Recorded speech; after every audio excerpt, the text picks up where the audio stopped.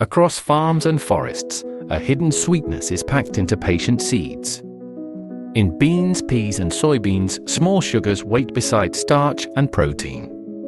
Sugar beets store another treasure, buried pale and heavy in cool soil. Inside these plants are raffinose family sugars, tidy chains with galactose caps. To a chemist, they look simple. To digestion, they can be locked doors. The lock is a tiny bond, set at a precise and awkward angle. Our own small intestine carries few keys for that particular plant bond. So beans can pass their sugars onward, still partly unopened after dinner. In the colon, waiting microbes finish the feast with bubbles of gas. The same locked sugar once troubled beet sugar makers across Europe.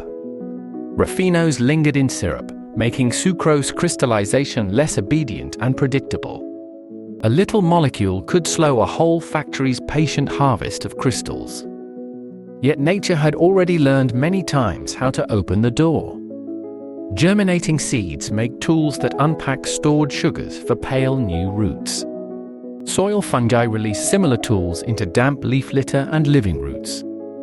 Bacteria in warm intestines quietly share the work after every legume meal.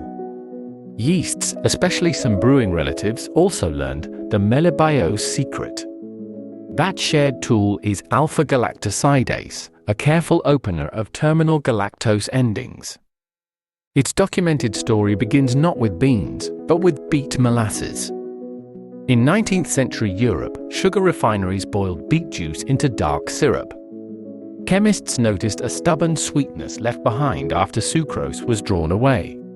In 1876, the French chemist Loiseau isolated this puzzling sugar. He named it raffinose, after the refining rooms that revealed it. Glass flasks and balances turned factory trouble into a new carbohydrate. Soon, hydrolysis showed raffinose could break into familiar smaller sugars. One fragment, melibiose, became a favorite test for living ferments. The question was simple and deep. Which organisms could split it? Emil Fischer's generation answered with the language of shape and fit. Yeast enzymes, they saw, did not attack every sugar alike.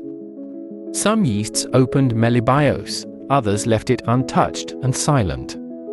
A pattern emerged in brewing labs where yeasts were sorted by sugars. Bottom-fermenting yeasts often used melibiose, while other yeasts could not. These observations helped connect simple fermentation tests with invisible enzymatic tools. From those differences, melibiose emerged as a named enzymatic activity. Later, biochemists recognized melibiase as alpha-galactosidase in broader form. The enzyme was no curiosity, it was a map of life's selectivity. Through the 20th century, researchers found it in molds, plants, bacteria, and animals.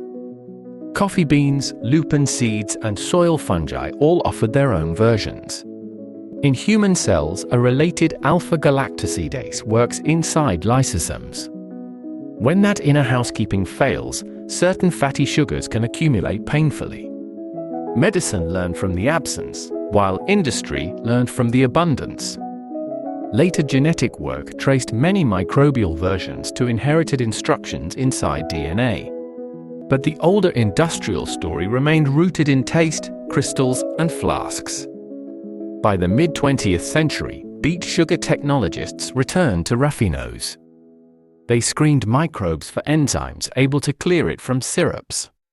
Fungal alpha-galactosidases became practical helpers for raffinose-rich beet streams and molasses. The aim was gentle: remove interference and let sucrose crystallize cleanly. Around the same time, food scientists looked again at legumes. Soybeans were nourishing, but their hidden oligosaccharides challenged many stomachs. Microbial alpha-galactosidase offered a quieter path through that ancient food.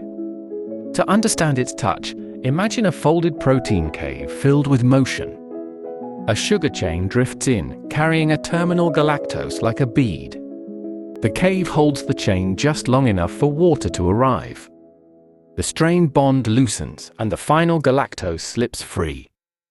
Nothing is crushed. The enzyme guides a small rearrangement of matter. Then it releases the pieces and waits for another matching end. This patience is why enzymes feel so different from harsh chemistry. They work in water, in warmth, and under ordinary conditions, avoiding extremes. In a pot of beans, the same idea means gentler food. In soy milk and plant drinks, it can smooth hidden sweetness. In animal feed, it helps unlock nutrients bound inside plant meals. In beet sugar refining, it helps remove raffinose from complicated syrups. In coffee processing and vegetable extracts, it can trim troublesome sugars before bottling. In biotechnology, it helps study blood group sugars and cell surfaces. Researchers also use it to explore the alpha-gal signatures of mammals. The enzyme's small cut reveals how much biology depends on endings. A terminal galactose can change digestion, crystallization, recognition, and everyday comfort. Alpha-galactosidase teaches that waste is often only an unopened structure. It turns overlooked plant sugars into resources, with fewer burdensome industrial steps. From beet molasses to soybeans, its future follows cleaner processes and nature's borrowed keys. At Enzymes Bio, we're a small team of scientists and biotech enthusiasts. We bring the world's enzymes onto one platform, so startups and labs skip the procurement maze.